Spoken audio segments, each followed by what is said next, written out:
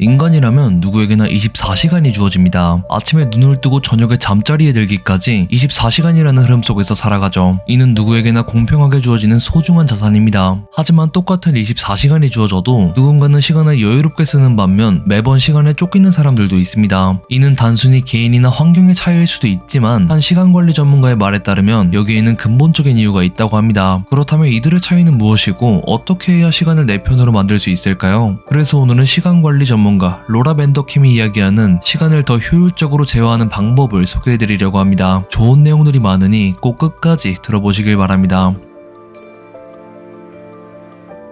When people find out I write about time management, they assume two things. One is that I'm always on time, and I'm not. I have 4 small children, and I would like to blame them for my occasional tardiness, but sometimes it's just not their fault. I was once late to my own speech on time management. The second thing they assume is that I have lots of tips and tricks for saving bits of time here and there. And sometimes I'll hear from magazines that are doing a story along these lines, generally on how to help their readers find an extra hour in the day. And the idea is that we'll shave bits of time off everyday activities, add it up, and we'll have time for the good stuff. But after studying how successful people spend their time and looking at their schedules hour by hour, I think this idea has it completely backward. We don't build the lives we want by saving time. We build the lives we want, and then time saves itself. I recently did a time diary project looking at 1,001 days in the lives of extremely busy women. They had demanding jobs, sometimes their own businesses, kids to care for, maybe parents to care for, community commitments. Busy, busy people. I had them keep track of their time for a week so I could add up how much they worked and slept, and I interviewed them about their strategies for my book. One of the women whose time log I studied, she goes out for a Wednesday night for something. She comes home to find that her water heater has broken. And there is now water all over her basement. So she's dealing with the immediate aftermath that night. Next day, she's got plumbers coming in. Day after that, professional cleaning crew dealing with the ruined carpet. All this is being recorded on her time log. Winds up taking 7 hours of her week. 7 hours. That's like finding an extra hour in the day. But I'm sure if you had asked her at the start of the week, could you find 7 hours to train for a triathlon? Could you find 7 hours to mentor 7 worthy people? I'm sure she would have said what most of us would have said, which is no.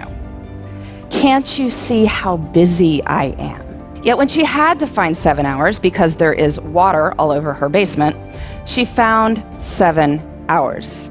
And what this shows us is that time is highly elastic. We cannot make more time, but time will stretch to accommodate what we choose to put into it. And so the key to time management is treating our priorities as the equivalent of that broken water heater. And to get at this, I like to use some language from one of the busiest people I ever interviewed. By busy, I mean she was running a small business with 12 people on the payroll. She had 6 children in her spare time. I was getting in touch with her to set up an interview on how she had it all, that phrase. I remember it was a Thursday morning and she was not available to speak with me. But the reason she was unavailable to speak with me is that she was out for a hike. So, of course, this makes me even more intrigued. And when I finally do catch up with her, she explains it like this. She says, listen, Laura, everything I do, every minute I spend is my choice. And rather than say, I don't have time to do X, Y, or Z, she'd say, I don't do X, Y, or Z because it's not a priority. I don't have time often means it's not a priority. If you think about it, that's really more accurate language. I mean, I could tell you I don't have time to dust my blinds, but that's not true. If you offered to pay me $100,000 to go dust my blinds, I would get to it pretty quickly. I can acknowledge this is not a matter of lacking time. It's that I don't want to do it. Using this language reminds us that time is a choice. And granted, there may be horrible consequences for making different choices. I will give you that. But we are smart people, and certainly over the long run, we have the power to fill our lives with the things that deserve to be there. So how do we do that? How do we treat our priorities as the equivalent of that broken water heater? Well, first we need to figure out what they are. And I want to give you 2 strategies for thinking about this. The first, on the professional side. I'm sure many people coming up to the end of the year are giving or getting annual performance reviews. You look back over your successes over the year, your opportunities for growth. And this serves its purpose, but I find it's more effective to do this looking forward. So I want you to pretend it's the end of next year. You're giving yourself a performance review. And it has been an absolutely amazing year for you professionally. What 3 to 5 things did you do that made it so amazing? So you can write next year's performance review now. And you can do this for your personal life too. I'm sure many of you, like me, come December, get cards that contain these folded up sheets of colored paper, on which is written what is known as the family holiday letter. But these letters serve a purpose, which is that they tell your friends and family what you did in your personal life that mattered to you over the course of the year. So this year's kind of done, but I want you to pretend it's the end of next year. And it has been an absolutely amazing year for you and the people you care about. What 3 to 5 things did you do that made it so amazing? And now between the performance review and the family holiday letter, we have a list of 6 to 10 goals we can work on in the next year. And now we need to break these down into doable steps. So maybe you want to write a family history. Well, first you can read some other family histories, get a sense for the style. Then maybe think about the questions you want to ask your relatives, set up appointments to interview them. Or maybe you want to run a 5K. So you need to find a race and sign up and figure out a training plan and dig those shoes out of the back of the closet. And then, this is key, we treat our priorities as the equivalent of that broken water heater by putting them into our schedules first. And we do this by thinking through our weeks before we are in them. I find a really good time to do this is Friday afternoons. Friday afternoon is what an economist might call a low opportunity cost time. So take a little bit of time Friday afternoon, make yourself a 3-category priority list: career, relationships, self. Making a 3-category list reminds us that there should be something in all 3 categories. Then look out over the whole of the next week and see where you can plan them in. Where you plan them in is up to you. And I know this is going to be more complicated for some people than others. I mean, some people's lives are just harder than others. And I don't want to minimize anyone's struggle.